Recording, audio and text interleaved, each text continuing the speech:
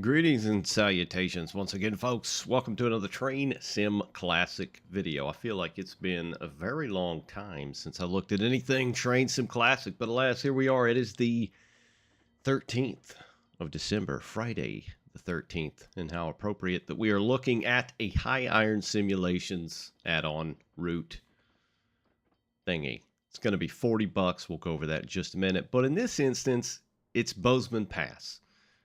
Which is supposedly set in the 70s, although the stock kind of paints a different picture. But it's supposed to be around the BN merger, and it's roughly about 65 miles in length. Now, this was MP's first subdivision of the Rocky Mountain Division, later becoming the second subdivision of BN's also aptly named Rocky Mountain Division. And more recently, until very recently, was the home to Montana Rail Link. The map traverses Bozeman Pass at about 5,600 feet above sea level, at roughly about 2% grades each way, about I think 1.6 and 1.8 east and west through the tunnel. It basically goes from Livingston in the east over to Logan in the west, where it kind of splits off, and there's a little bit of trackage over that way as well. But it's kind of funny because it looks to be a 70s era route or map with 80s era stock, 50s era locomotives. You're going to get FTs, GP30s, GP9, SD45, and the old sad SW1200 goats. Right, here it is on the store page. Train Simulator Bozeman Pass, Livingston to Three Forks in Trident. It's technically Livingston to Logan, but they added in those little extra bits. I'm not totally sure why. I could only imagine due to the upcoming 15 scenario packs from High Iron Simulations that will include Burlington Northern, Milwaukee, Northern Pacific, etc., etc. Because that's his bread and butter, right? His scenario packs, sadly. So this came out yesterday, December 12th, 2024, trying to get all those extra monies at the end of the holiday season. And it, you'll probably notice it's got that little TS Pro doodad there on the right-hand side. I can assure you, safely, there is nothing pro about this route that I have seen yet. Now, from what I understand, generally when that little tag is on there, meaning TS Pro, it might say, ooh, shiny. It's something fancy and in-depth and intricate. It is not, guys. It just means you can't use a controller.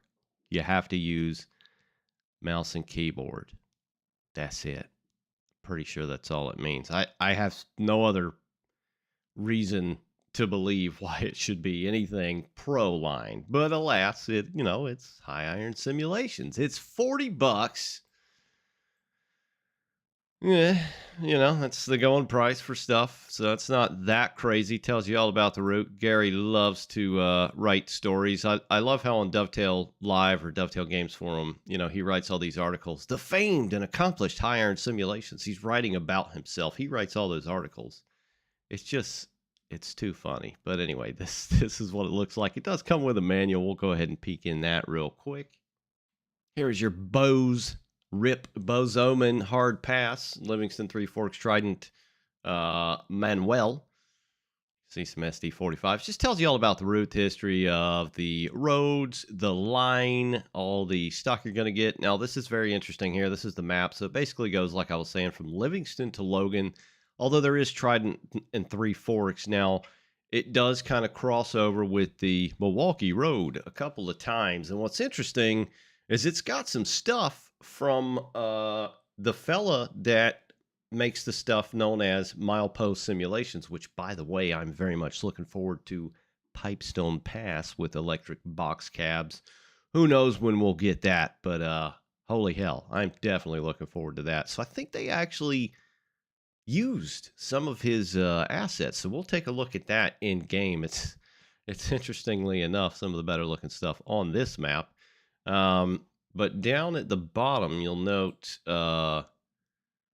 the credits. Here we go. Michael Stefan, track work, signaling, route building, 3D assets, rolling stock development, liveries, quick drive. Gary Dozal, research, route building, career scenarios, da-da-da. DTM, Caesar Pack. DTM is Caesar Pack. I don't know why it says and, unless he's got like a chimpanzee helping him. You know, I don't know, throwing bananas at his head to keep him awake while he's making these models. I don't know. But he makes all the stock that come into these packs, and that's why they're typically bad. It's just the way it is. This isn't a smear campaign, but this is how high iron and DTM stuff has been for years now, and it has not changed for the better. Anyway, Wayne Campbell, procedural scenery. That they have some little AI tool that kind of dots their maps with scenery, procedural scenery. The distance scenery, that needs some work. It does not look good in this at all. In fact, it kind of kills it very much for me overall. Smokebox and Mike Rennie, the chattest mofo in this acknowledgement and credits with it's you know, I hate doing it, but it's the brakes, man. These advanced braking scripts on these just Tyco train sets.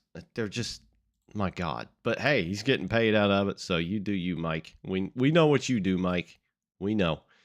G-Trax and Rick Grout, he was the OG triple OG for a lot of the North American routes. He's pretty much done as far as we know, I think. They just use his stuff now, some of his very old stuff. And you'll see here milepost simulations in JL. Now, JL is very much Chad, and he is not an American fellow. I think he's Scottish, but he likes American trains and railroads and things like that, and he's made some pretty damn good routes, just even in the last couple of years, that highly rival and surpass a lot of the recent high iron simulations routes. Anyway, he allowed them to use some of his assets. I'm not sure what's going on there. Please, JL, don't get in bed with these guys and make a route. I mean, it'll just, you know, like high iron has just absorbed all the old, you know, legacy North American developers, and it has gone to shit. I hate to say it, put it bluntly, pardon my Quebecois, but it has. Anyway, let's get in and have a look.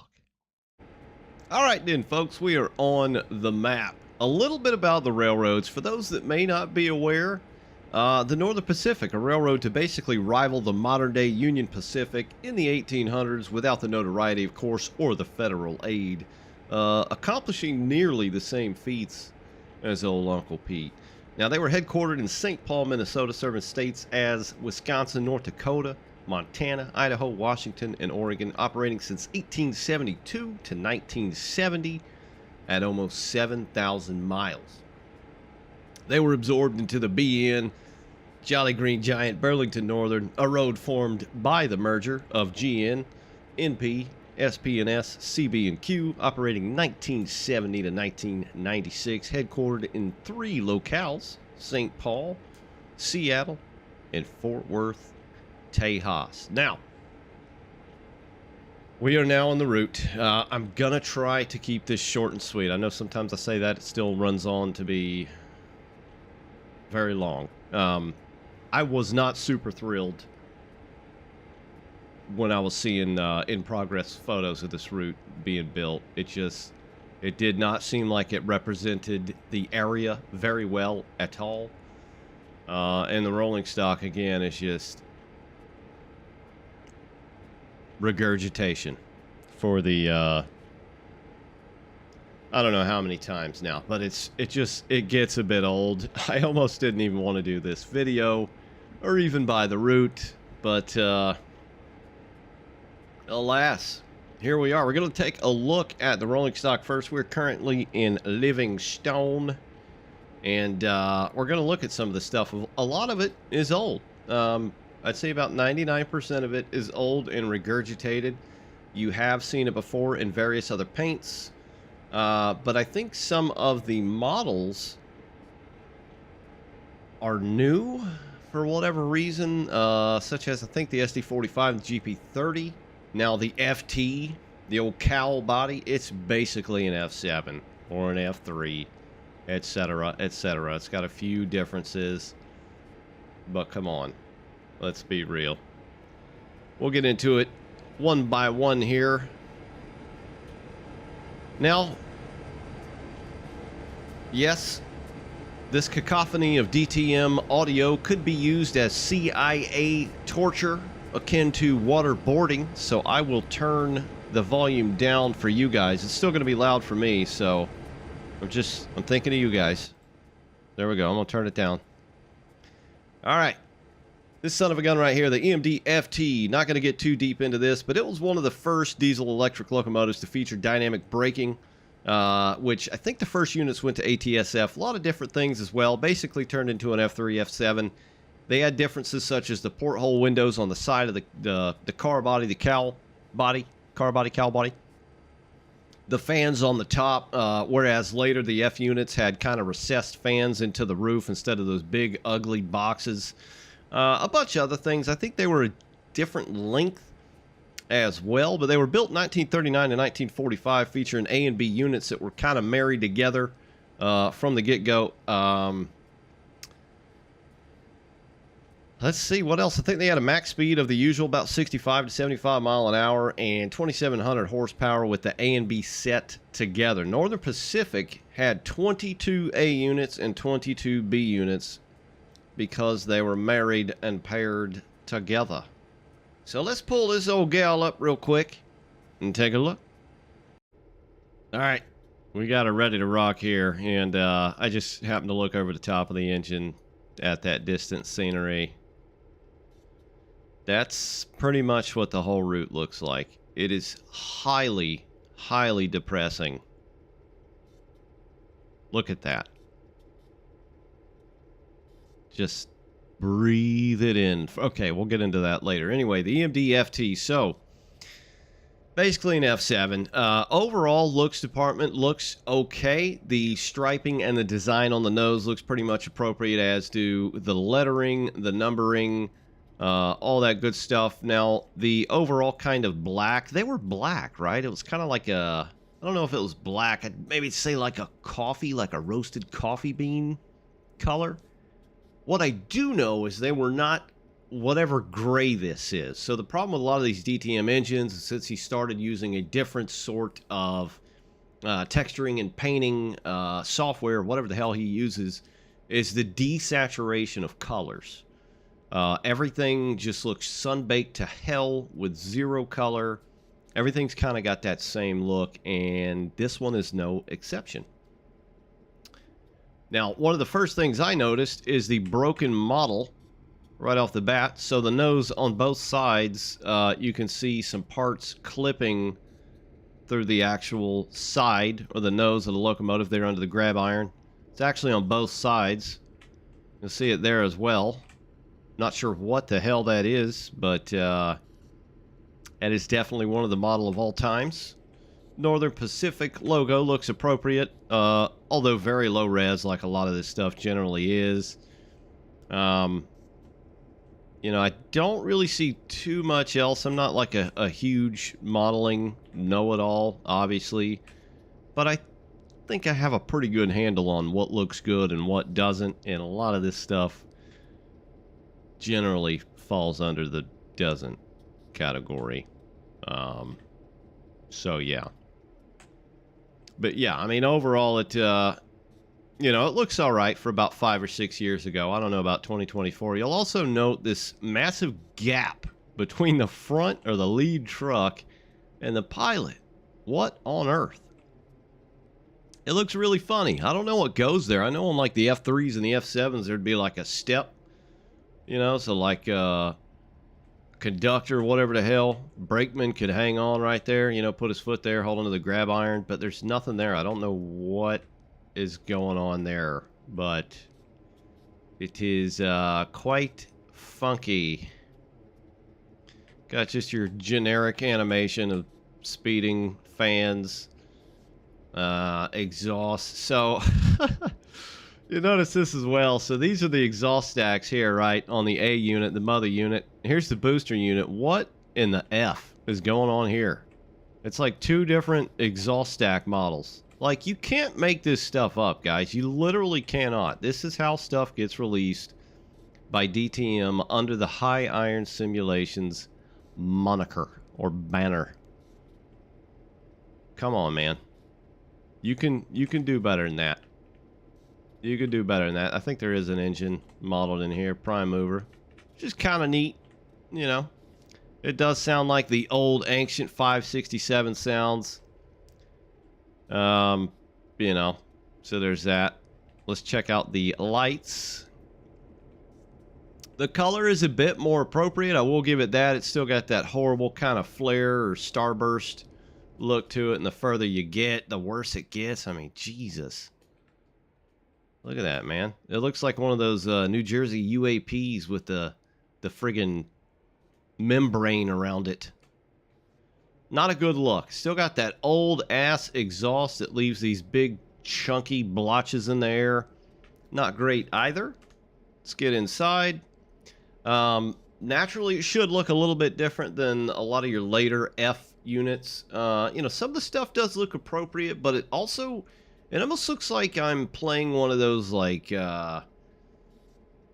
I don't know the art style, but it's like the games that don't have, you know, almost like Borderlands. Yes, it feels like I'm driving a locomotive in Borderlands. That's what it looks like in here. Everything's just super flat. There's no kind of shading or shadow or anything like that. It just looks very strange. It's super bright. Yeah, I don't know. I mean, like, I guess it's all new models in here, which look good, but you know, some stuff could be touched up on as far as the overall coloring and texturing and things like that. And maybe ease up on that sandpaper, homeboy, because these edges, man. Like, you've got people that have been screaming edgeware, edgeware for, what, 2-3 years now since DTM's been making high iron stuff, and yet we still get edgeware like a mofo. Guess that's the OG amperage gauge. We'll just run this thing up as we sit. We got a lot to go over. It's like you can open that side window. Same old crusty sounds from 38 years ago. That one as well. The seat looks moldy. Like a barbershop chair. The back. Yeah, I mean, it's just not, you know, this isn't the worst interior. I'll give it that. It just needs some shading, to be honest. It's really not the worst interior for DTM. It, you know, some of the stuff looks okay. Again, it's just the edgeware thing and the shading and the lack of AO and shadowing and just, it don't look good. Let's try the horn.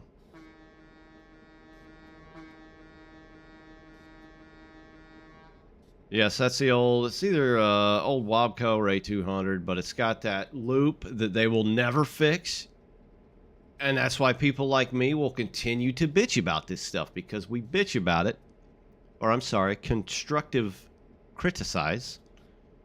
And it still doesn't get fixed. And we air our grievances, and we're just called nitpickers, rivet counters, whiners. It's like, no, there is a right way, and then there is a lazy, not right way. This is the latter.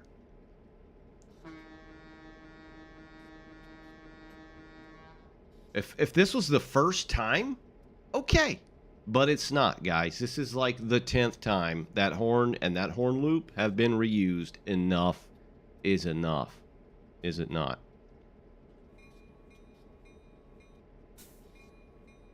That might actually be a new bell. That might... Okay, I was expecting to do the old DTM bell routine.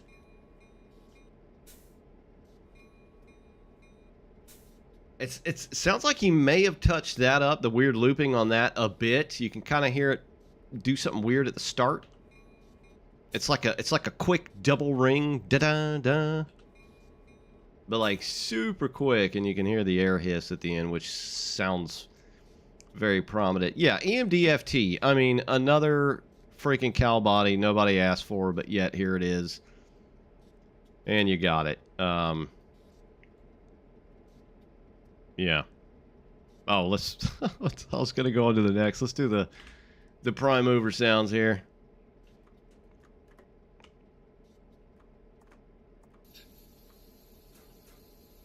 Oh, those air brake sounds, man. It's like razors on your eardrum. It's like the most crunchy 8-bit audio in the world. Is it going to stop? I mean, we don't even have a train. We're light engine. Bro. I feel like that was a bit too long. All right.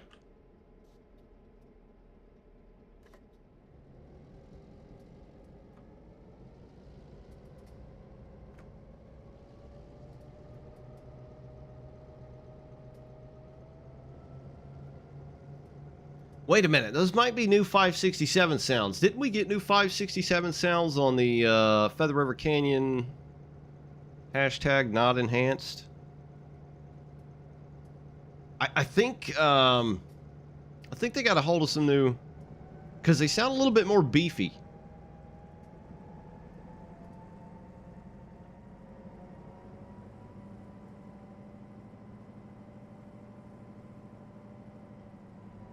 Yeah, I don't know. Again, it's not the worst sound in the world. It's just very old, you know. Argument can be had there for the old 567. Same with the GP9. Let's get on down to the next. All right, the GP30, SpongeBob. Well, SpongeBob's dad, basically. Built 1961-1963 at 948 units with a max speed of 70 to 80 mile an hour, pushing 2,250 horsepower. BN units were from CB and Q. The green on this does not look good. It's like a lime green. The nose stripes look a bit funky. They just don't. They don't do it. They don't do it. And this thing is huge. I'm not going to go too into depth with this right now because I've got a comparison. So again, this was touted as all new model, which wasn't really needed. A GP30 already existed, and I have a side-by-side comparison with the GP30 and the SD45 and the FT and the F7 that we'll go over a little bit later.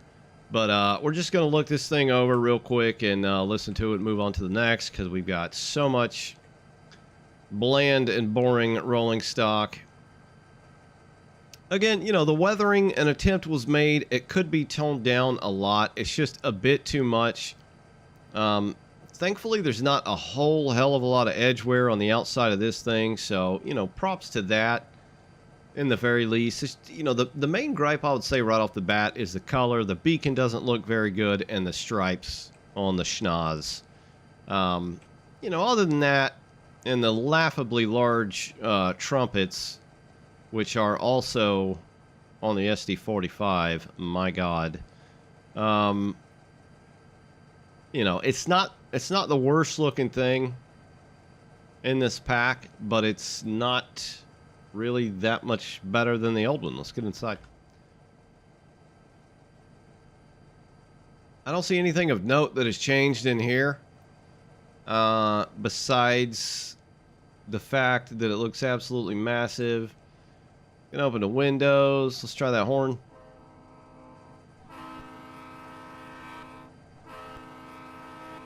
He still uses the old, I think that's supposed to be an RS3, which was on the original GP30. And, you know, like I said in the past, for any of you that may have been following along that long, it's not a bad horn sound. It's just you can hear that notable pop and crack, you know, right when you hit the space bar or your horn key or whatever.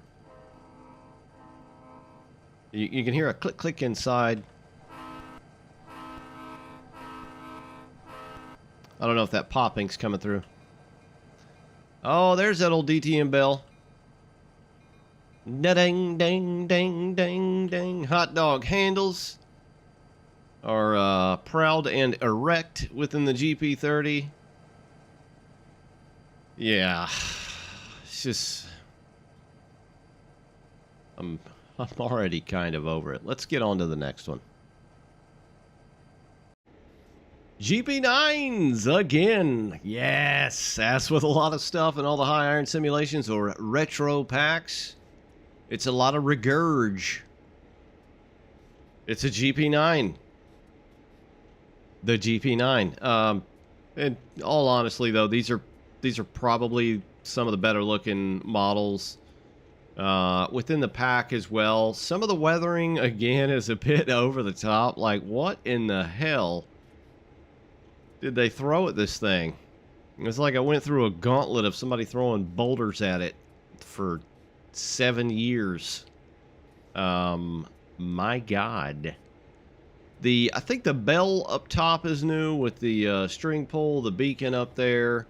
There's probably a few other things. The green on this actually doesn't look that bad. And then you look at that thing. It's like, what the hell, man? Why can't... This is all the same railroad. Why can't we match the friggin' paints up? I mean, hell, even the disgusting SW1200 back there, green, looks better than the GP30. But that's what we got. The Northern Pacific radio equipped. This one does have the aerial or antenna on there, as you can see. Again, not a bad looking locomotive. Got the same kind of scheme with the weathering and all that stuff. We'll hop in it real quick. Ah, God. Use the same pop, crackly, shitey horn that the GP30 had that we just listened to.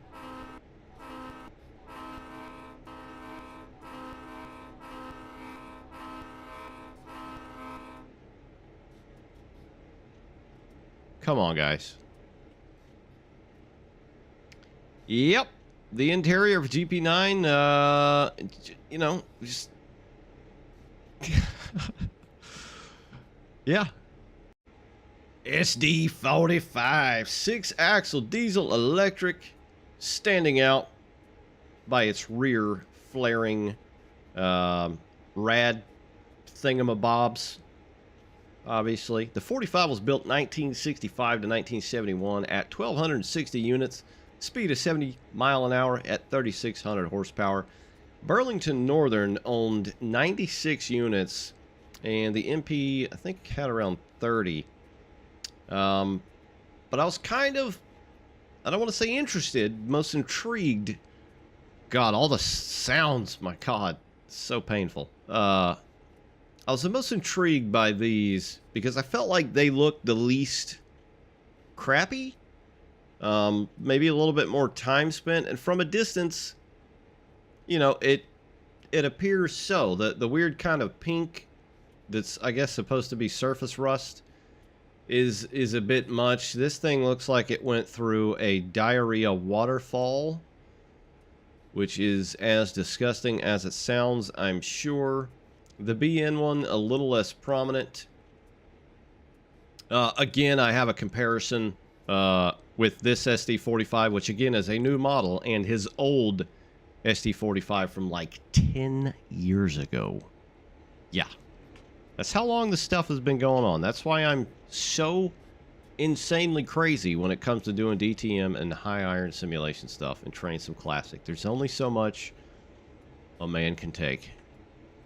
Anyway, dynamics look like ass. You can see right through the fins to this green right here, which is just, there's nothing going on in here. At least darken it, you know? Put some shade in there so you can't see that. That looks absolutely ridiculous. You know, if this were meant to be realistic, it serves absolutely no purpose. It literally sucks air from the side of the train and blows it right out of the top for no reason at all. It's ridiculous. These 3D pull handles look epic. Yep. these grills, man. Good Lord. Good Lord. The grills, like these, the fans themselves look a little better. The animation is jacked. It kind of does this reset thing every second or two. The horrible kind of radiator that's supposed to be under there, just not a good look. You know, but overall the model, I think, is one of the more okayer models within this pack as a whole. The only issue I kind of have is the trucks. They just look super thick, man. Look how thick that is. Like the depth. I feel like it's supposed to be maybe half of that, or maybe 2/3. It's just super, super thick. They look massive, and they look like they're kind of, 4x4'd a little bit. Lifted suspension. I don't know. The real deals, they just, the trucks and the axles don't seem as massive, and they don't, the body doesn't seem to sit as high as they do in Guam. All right, is that all? Yeah. Oh, hold on. We gotta get in this thing. Ah! We'll let that run its course. Same terribly shitty horn and popping. Looping. Cracking. Now, I'm assuming this cab was redone as well. It pretty much looks like the old one. We'll hop in that one and do a comparison in a bit here. I'm trying to speed run this because we still got the route to look at. It's just like, I don't know. It's like when I'm in these DTM engines, it's like I'm operating a locomotive in Borderlands. It's just kind of got that flat, kind of weird, cartoony look to it, like a Borderlands game has.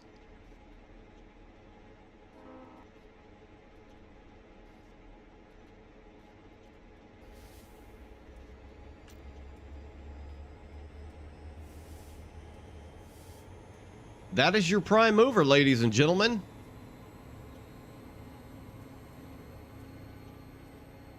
It literally sounded like a commercial airliner ramping up. The sounds have changed, definitely not for the better. My God. Okay, yeah, the horn trumpets they look huge. It doesn't have the antenna, the aerial. I don't know when they started outfitting all these with radios, but I would pretty damn well imagine that an SD45 would have had a radio. So yeah. The BN's got the old lamp. SW1200, they always throw these in like every pack just for the halibut.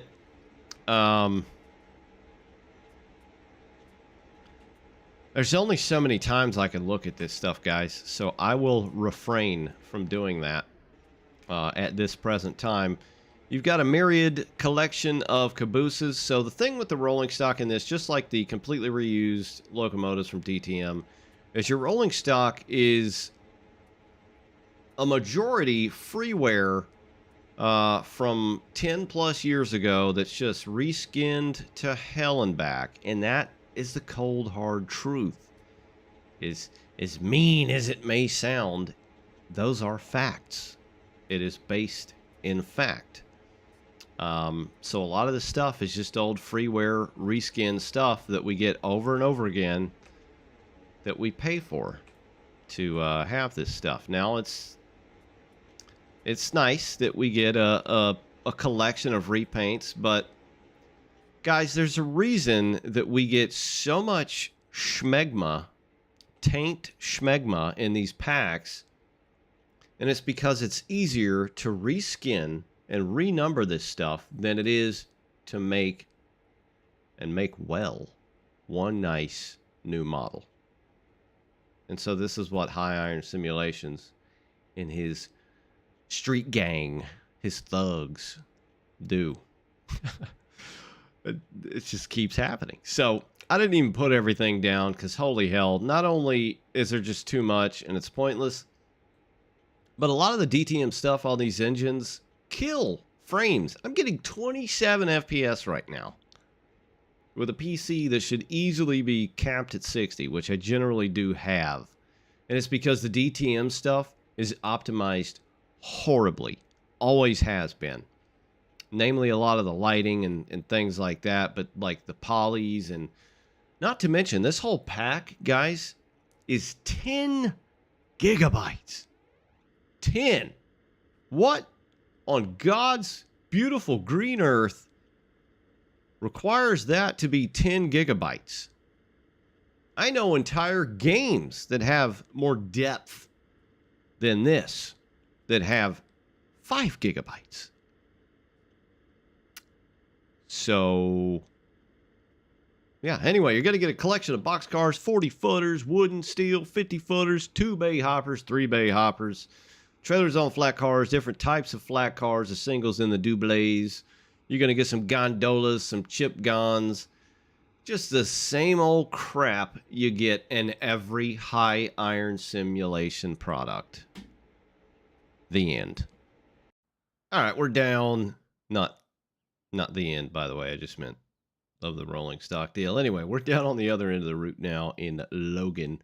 And we got a little old versus new action going on here. So first up is your GP30. The one on the right is new. The one on the left is not new. The one on the left was built and released in 2015. Now, there were a few instances of the GP30. God, there was a cotton belt one, SP, UP, and I think B&O. Sunburst and Capital logo, which I never really had a massive problem with the GP30. I always thought the GP30 was a pretty cool locomotive, and years ago, you know, it was all right, and it didn't have the worst sounds, and it didn't have the worst horn. It was just barely usable. But then we got another one for whatever reason. So one of the biggest things I've noticed is the size. Dear God, the new one is humongous. Look how much fatter. And it's a little bit longer. Could throw an easy joke in there. Yeah, it's huge. Just looking top down at this thing. I mean, everything about it, the entire dimensions, the 5 head on this thing, the width, the back, the whole body. I mean, the blister that runs the entire length of the mid engine is just, it's larger. It's very larger. It's kind of hard to tell because the top of the BN unit is just all black. I'm trying to get a good angle here, but I promise it is larger. And I don't know why. It looks laughably large. But other than that, a lot of the stuff is the same. I guess he went and remodeled, and it's got different textures, and they're, you know, going through the diarrhea waterfall. It's got some residual liquid hot caca. You know, there are going to be some differences between, but yeah, this should be a good angle here. You can kind of tell the one on the left is definitely, look how much wider the one on the left is. Even the cab, like look at the cab door on the side to that. Look how much more narrow it is there. And then chunk. It looks like it sits a bit higher.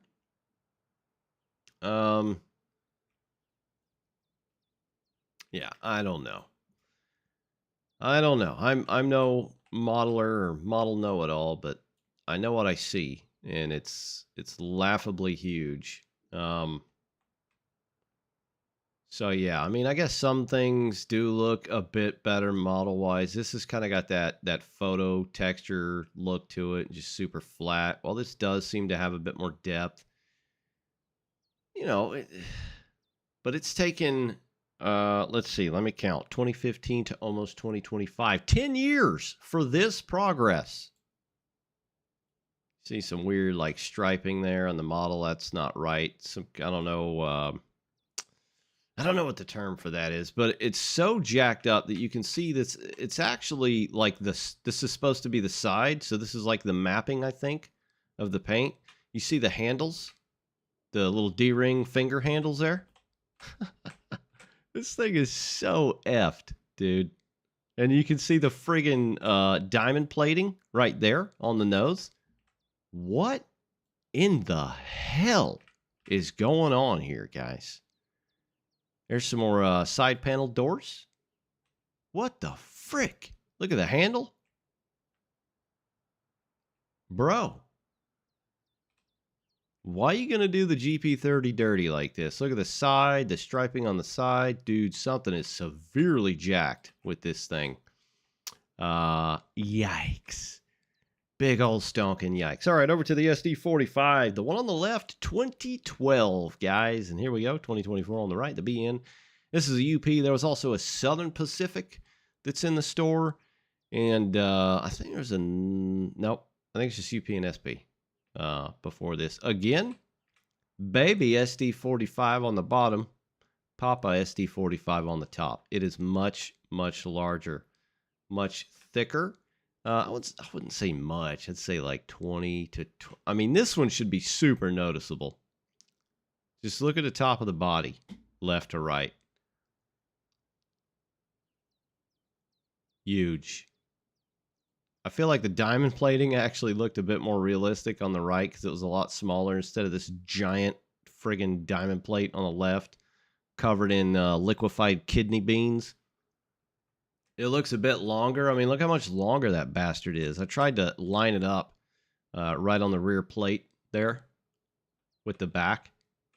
Dude, it's like 2 feet longer. But it kind of makes me wonder, you know, was the original SD45 incorrect? I honestly couldn't tell you.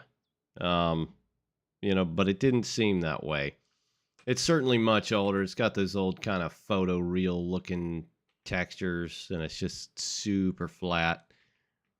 This one doesn't seem to have any of that crazy mapping, UV mapping, whatever the hell it's called with the modeling stuff that I can see like the GP30 did. It's still got these little Billy's first Christmas ornament. You know, you make the little rings out of you know, paper, colorful paper.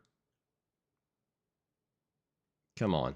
I mean, I don't really care about that, but you could make it another attempt. I mean, you can see some modeling issues here with the actual pilot bleeding through the plow.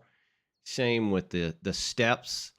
This is just garbage, guys. This is just rushed garbage that they know that they'll get away with because Gary is tight with Dovetail because he pushes all the North American crap and writes all the articles, and he's accomplished and famed and da-da-da-da-da. No. It's terrible that they let that through. I can't believe it. And then charge monies for it. All right, F7. So I think the F7 was new. Okay, so I think DTM built a new F3 model and then F7 for Feather River enhanced, not enhanced. It's basically the same damn thing, minus a few things. It's got these little like what are these called? These like pull rings, you know, you like towing a truck out of the mud or something like that. I guess so you could either tow it or pull the body up off the engine or the chassis or something like that. I guess that's what those were for. We're not present on these. Pretty much every single thing else is the same. Aside for, you know, again, the OG FT fans. So like this stuff would have been recessed in the later F models. God, that mesh looks highly realistic. Wow. Good deal. I do know that these were, so I try to line them up as well. The F7's a bit longer, but I'm pretty sure these old F units, one of them was longer. Statement of the year. Yeah, I don't really have anything to back that up. I don't know the exactness, but they, you know, it was to house the engine and then other, you know, things in the back and stuff like that. So I believe that is pretty much appropriate. I don't know what I was trying to say there. Appropriate. We'll go with the second one. But yeah, it's just an F7 with a couple other things on it. I mean, gosh. All right then, guys. Enough of the rolling stock pain. Just wanted to get that out of the way. And the root. So typically with the root, I've always looked at a lot of the high iron stuff as like the silver lining. Everybody knows the stock is going to be crap. It's just how it is. You kind of come to accept it over time because, you know, generally the high iron, or let's be honest, the guys under that name the corporation. The route is generally okay. That's not so much the case here. This is probably my least favorite high iron simulations route to date. It really pains me to say this. Kind of choke on my thoughts and words in a moment. But I honestly feel like Feather River Enhanced looked better than this. If that's any consolation. I don't know who that's supposed to console, but, whatever. It is what it is. So, Bozeman Pass. This is south central Montana. Over to the left is the Mizzou River over at Three Forks and Trident. Logan also crosses the Madison River there as well that goes into the Missouri. Manhattan heading west crosses over the Gallatin River between Manhattan and Belgrade. And then you got Bozeman. And then over, just east of Bozeman is kind of where the mountain range is. I think it's called the Bridger Range. That's what they call it to the north. I think it's the Bridger Range south of the line too. And then it goes through Muir, which is kind of about right here, which is where the tunnel is. And then over to Livingston. And this is Livingston over here. They have some big shops there. They did back in the day. Anywho, and this is Yellowstone. So this was like the gateway to Yellowstone National Park. Kind of a cool area, still is to this very day, to be honest. This goes down to Gardner. Yeah, so it's only a tiny, tiny bit of that. The route basically follows Interstate 90. For our non-American friends, anything in a even number is usually east and west, interstate-wise, and then odd is north and south. And then over here, this is the pseudo-interesting bit. So there's two lines here. They go up to Logan. That's the Milwaukee that kind of goes through here like this. That's the Milwaukee Road. There's a bit of that runs through there. And then this line right here is the Milwaukee Road as well. That kind of, I think it's on the other side of the river. So it's like both sides of the river.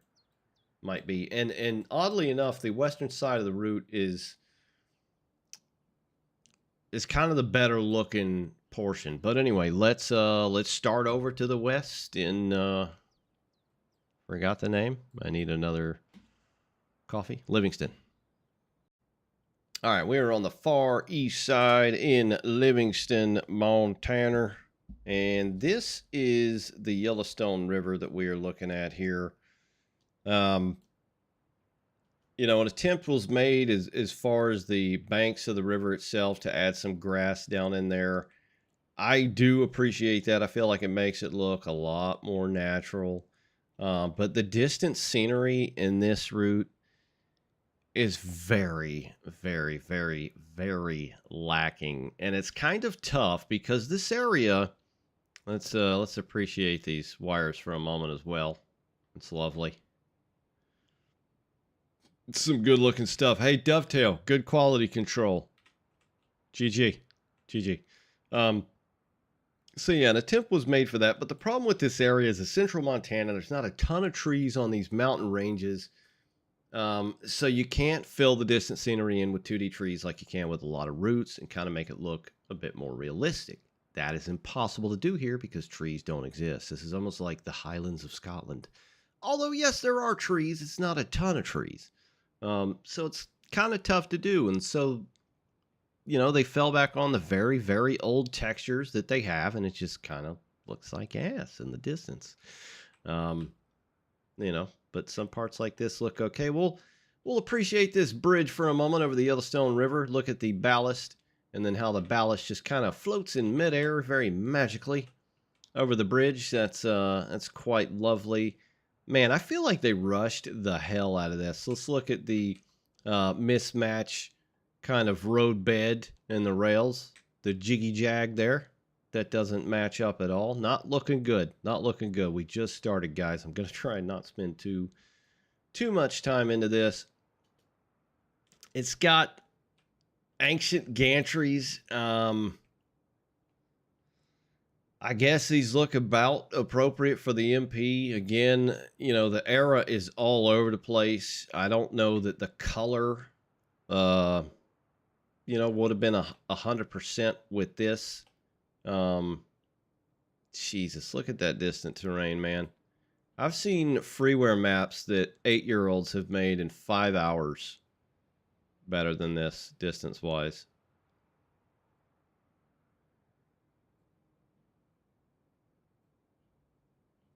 That is hot Florida heat dumpster juice behind an Applebee's. It is disgusting.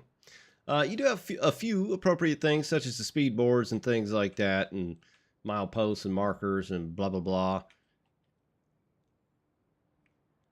Getting into Livingston, we've got this issue again. So that is repetitive. This is not the best high iron route by and large. You know, and this over here looks okay. So like the color palette is the issue. And while I see that bus, let's get into that real quick. So there's a mixture of old road vehicles as well that don't match with other vehicles and the era. That's like the 30s, 40s, maybe early 50s. And you've got some other cars that are just much more modern. You'll see like box trucks that are from the 70s and 80s. Like it's just a mishmash of wrongness.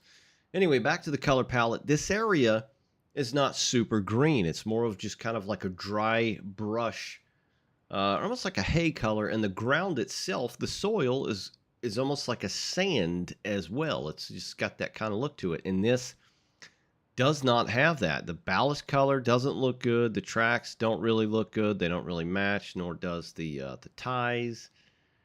You'll just see a lot of really, really old photo texture style, you know, assets from, God, really makes me feel old. 10 plus years ago. See, here we go. We got like the Mitsubishi box truck over here with the freaking 1930 school bus. Like, get out of here, bro. That's just, come on. Super stupid and lazy.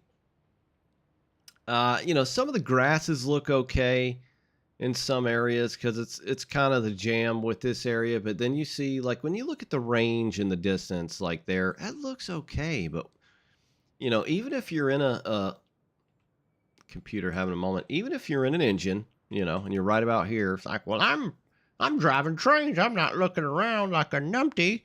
Even if you're sitting right here in a locomotive and you look over at that distant,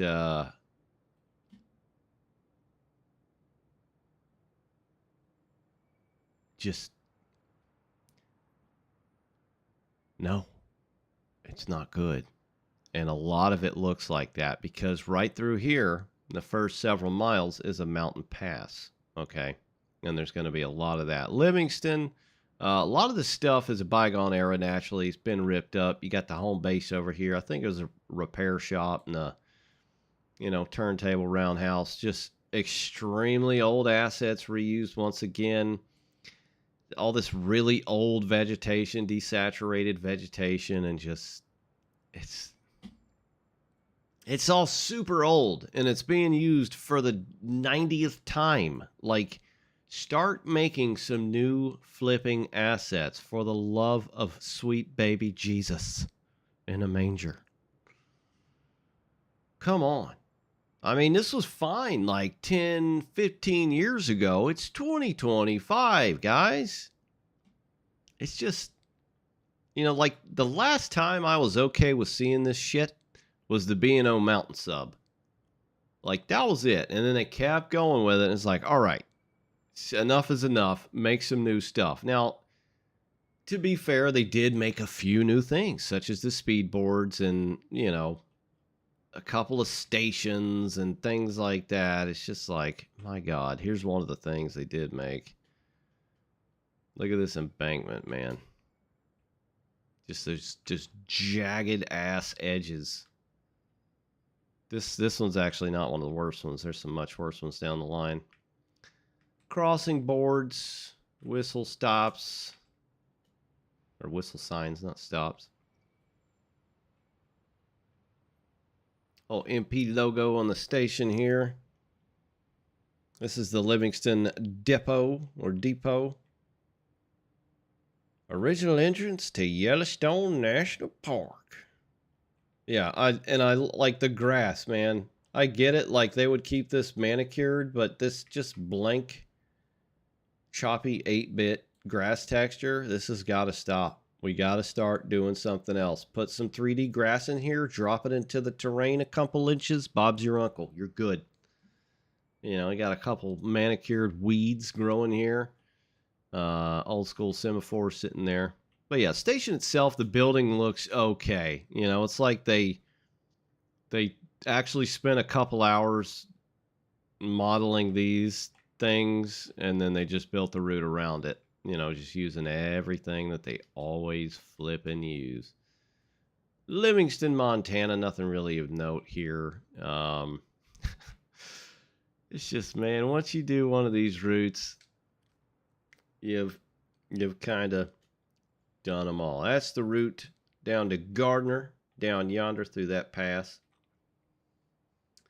Now here we go. This is some of the terrible looking ground texture that I'm talking about. This kind of house salad look that we'll call it. This does not fit here in South Central Montana. Not one bit. A lot of this stuff is extremely ancient. It comes from, a lot of you guys may remember the Bessemer Lake Erie route. What did they call it? Pennsylvania Steam. They had to rename it. There was like an old freeware route that was on Railworks America. Like a lot of this stuff is that. It's just old freeware stuff. It's ancient textures. They look horrible. We got to get some new stuff, guys. We got to get some new stuff. But then you have some things, which fields, you know, wheat fields and things like this, which look okay. You know, they honestly look okay. You think back to one of the S-tier North American routes that we have, which is Montana Highline, which is my favorite, top 3 easily. And one of the guys that helped make this route made that route. What happened? How did we sink to this level?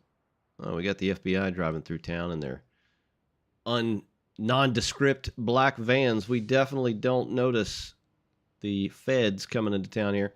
Yeah, again, distant terrain. That embankment looks like dog shit. Plain and simple. I'm sorry, but it does. It's through here. Still a bit too green. Here we go again using these ancient water textures. Oh my God, bro. Oh, I almost just want to stop here. It's just so painful. Come on, man. Come on. This, like, it looks so old. You do have a lot of grass through here that's line side that looks okay, but then you've got the distant terrain, which is easily noticeable because there's no trees around here, right? And it's like, well, what can they do if they can't put 2D trees there? What are they going to do? I mean, they could put grass and brush, because that would help, certainly, but that would take too much work, right? Because with grass, even if you take like a large 100 by 100 section of it in the editor and you place all those down, that takes a long ass time. You know, even this embankment, this isn't one of the worst ones, but like this stuff. Ugh. All right, headed towards the pass itself up yonder. It's just, I feel like it's just all too green. You do have, well, there's not one here. Oh, yeah, here it is. I thought it was on the bungalow. The signs, Livingston sign. Those are custom. You know, I'm sure it doesn't take too much to make one of those, but there's that, I guess. Yeah, the kind of pink ballast and ground texture, and then the super dark green line side. It just, God, it's just ugly. I'm sorry to be so negative. I tried finding a silver lining. Like I said, I always try to fall back on these like, oh, well, the route's going to be good. The stock's going to suck. The route's going to be good. That's not the case here, guys. This is probably their, I mean, look at this, man. Roblox. I hate to say it. Always do, though. Roblox. I've seen Roblox train games that look better than this. By far. Like, oh my God. It looks terrible. Absolutely terrible. The rocks here don't look too bad. Again, they're just super dark, and you've got a lot of super greenness in there that shouldn't really be in there. You got some more distant scenery there. Oh, Jesus Christ. You can tell we're kind of climbing here. And then you've got these rock outcroppings that just kind of pop out of mud, which are totally different colors, by the way. And just the rocks are too dark for the region. It's not working. It's not working. This does not work. I don't know why they thought this color palette would jive, but it doesn't. That's Interstate 90 over there, by the way. Pretty much runs the length of the route itself. I mean, this has got to be one of the ugliest routes that I've seen in a long time. And I didn't want to come in here and just shit all over this. I wanted it to be good. It is a famed pass. It is a beautiful area. But the representation here is left wanting. I mean, God almighty. Why? Look at this. Look at this. Just look at it. What a vista. I go out on my front porch and sip a hot cup of coffee and look at the muddy mountains. God bless America. It's terrible. It's terrible, man. You're doing Montana dirty. This cutting looks okay. This is like one of the rare cuttings or embankments that looks somewhat okay. It's got that darkness and lightness, thing going on, the contrast. This one could have been, but again, they like mix the textures and the rocks, which are just two totally different. And then you see like the shading. So I did high noon because somebody bitched one time and said, if you're going to look at roots, do it in high noon and fair cloud. Give it the fairest lighting shake or something like that. So that's what I did. It's noon. It still looks like ass. Let's keep on marching towards the so-called summit. You got a ton of grass though. So thankfully, like all this was added. Like this is cool. This gives me that vibe. The color of this vegetation here, it's just got to go really, really far. And if, it means the performance may not be that great for people with ancient PCs, I'm sorry. That's a them problem. Maybe upgrade your PC. I don't know. Maybe playing 64-bit. It's 20 freaking 4, almost 25. So maybe don't include DTM locomotives or rolling stock that use way too many polys, that have, just shit optimization that make the game run like ass to begin with. And then you won't have to worry about scenery. Because like this right here, if you just look, kind of put your hands into like a little porthole, like a circle, and just look in the circle, it looks okay. But then when you like zoom out and you see the sides, it's just like, Jesus. It's like we're in Ireland or something. It doesn't work, man. That's not a terrible cutting, but the issue again is the color of the rocks, and I could just go on for days. I'm gonna try not to. That looks like ass. Look how the grass just stops, guys. Look at that, man. It's like somebody goes up here with a weed whacker. It's like, well, it's time to go upside the mountain. I got a weed whack 58 acres. Like, come on, man. Just, this is so painful. So painful. It's a very pain. Keep on trucking. I-90. Da-da-da-da-da. So this is a big helper route. They used a lot of helper operations back in the day, which is why this route could have been pretty cool. There's one of those FBI vans. But it's not. This is Muir, I think. Isn't this Muir? Where's the sign? Where is the sign? I think this is Muir. Yeah, because there's the tunnel. Yeah, this is Muir. The other side of the tunnel is West End. So anyway, these little helper pockets, locomotives would grab on and detach and go to work and go over the pass and things like that. Look at this, man.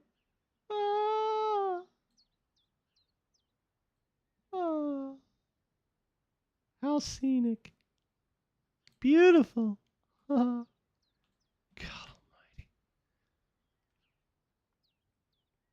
almighty. Where's the sign, damn it? There it is. Bozeman Tunnel. Captain Clark of the Lewis and Clark crossed this pass in 1806. Yeah, that was the whole deal with it. In the Missouri River. All right, so we got some speed boards coming out of there. There's the Muir sign I was looking for. Some more speed boards. We've got the Krusty the Clown's head. A couple of trees adorning this side of the tunnel. Now, this should be one of those notable things on the route, and it just doesn't look notable. It just looks... It looks older than it is. There's routes that are way older than this that look way better than this, and it just does not make any sense. You got, like, the mixing of these rocks and the ground textures. Like, what the flip, dude? You got one sticking out here. I'm pretty sure there's no rocks sticking out on this thing right here. Not to mention... I think this is a resized... This looks like the bridge from their B&O Mountain Sub in Cumberland. They just, like, resized it. It is. And I think I've seen it in a million other places. I think it's on the, like, the New York-New Haven route as well. Anyway, that's the top, the tippy top of the Bozeman Tunnel. And there's I-90. It kind of goes under there. And here's the west end. Or the west exit. This one looks a lot more realistic to me, the west exit of this. This looks a lot better than the eastern exit. Again, look how super green it is through here, man. Jesus. Jesus. Here's the next helper station on the other side. This is the west end. West side. This is the Bridger Range, by the way, all these mountains that go this and that way. There's a funky looking rock formation over here somewhere called Frog Rock. That's like a sightseeing type touristy hike area. I don't believe you can see it. But yeah, the pass itself just doesn't look good. Like, look at this weird darkness between the, the ground texture and the grass. It's just this neon nuclear grass and the darkness ground texture shade. Oh my God. Like I said, I'm going to try not to go on. Look at the definitive line and where the weeds and the grass grow versus oh my God, dude. You guys remember Zaval, the French freeware route developer? He made his rendition of Montana Rail Link years ago. And it looked a million times better than this. We're going to start just kind of skipping around, because otherwise I'm just going to sit here and it's going to be a bitch fest about how bad this looks. We'll try and get around to some notable spots. Before we do, though, we went a couple more miles west, and this looks terrible. All right, we made it to Bozeman, so this is where we're at now. This is approximately where the tunnel was here, so we kind of skipped down here. So this is kind of where it gets more wide open, away from the pass, where it does tend to kind of look a little bit better, barring the ancient ground textures, old, 2D trees, and just... God, this just looks so old and bad. Oh my God. But yeah, the closer you are to the mountains and the distant terrain, the worse it's going to look. Bozeman does have a couple of little industries around here, so switching is your bag. There are some things you could do around here.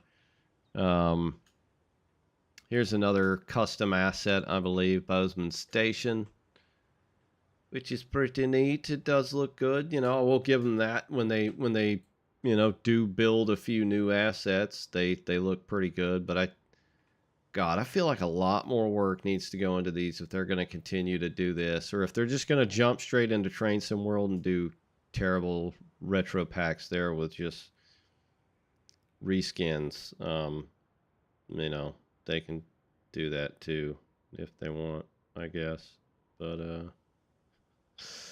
yeah, I don't know. We'll scoot west some more terrible 2D water texture. I get that they're trying to go for like the rocky look, but how about just put some nice 3D water down and some boulders maybe? Could give that a shot. Couple more industries back here.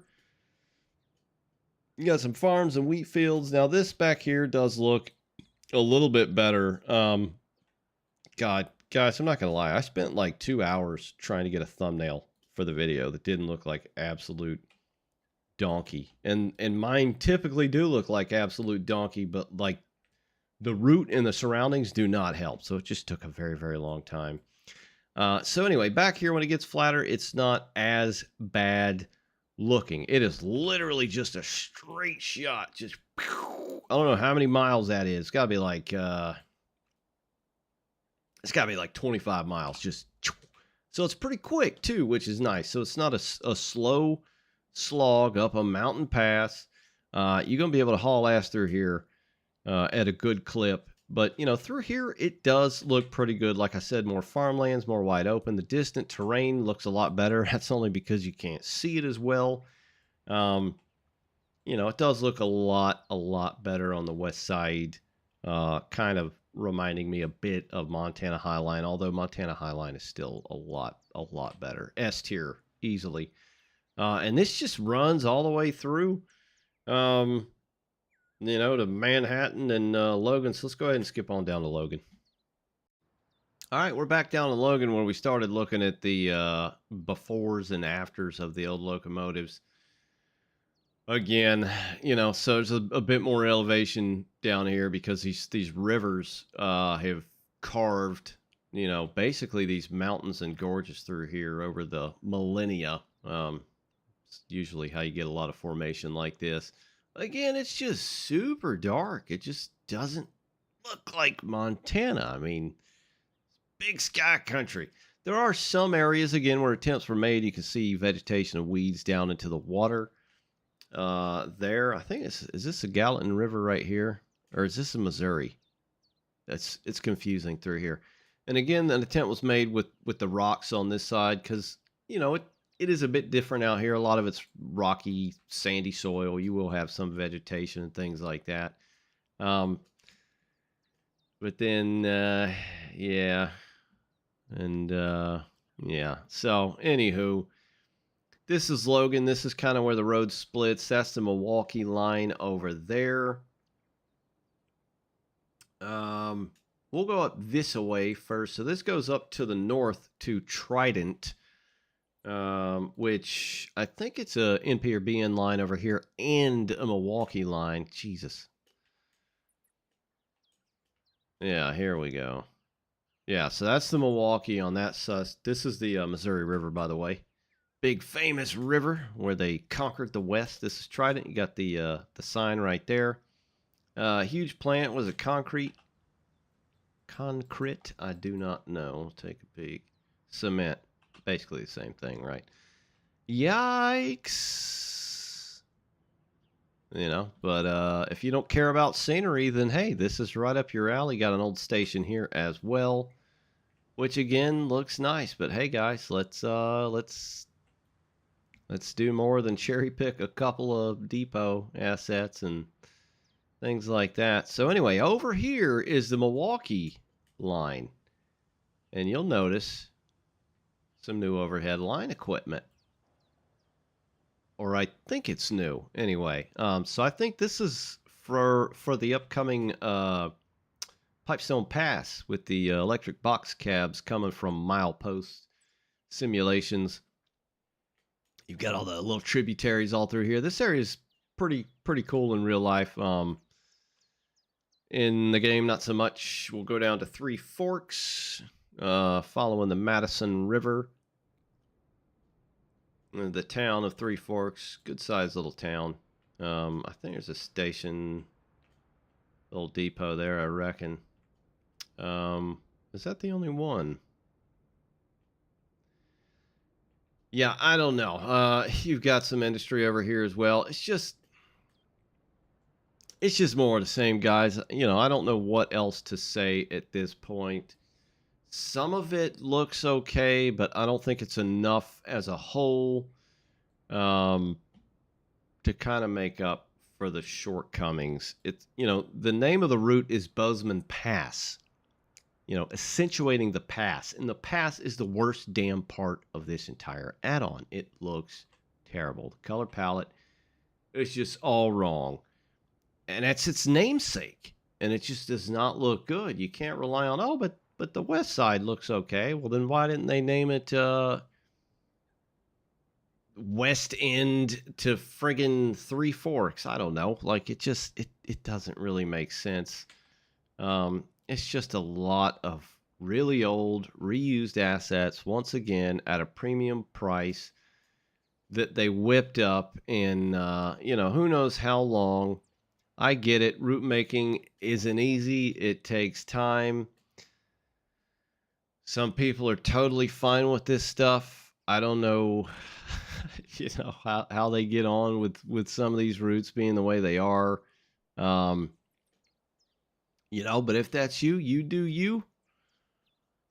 That's totally cool. Whatever. But this is like, well, I was going to say it's getting old, but it's been old. And the rolling stock sucks. So, yeah, let's hope Milepost Pipestone Pass will be better. His last couple of routes have been fantastic, so I'm really looking forward to that. But that's it, guys. I'm sorry. I don't know what else to tell you. I definitely would not recommend it. Bye.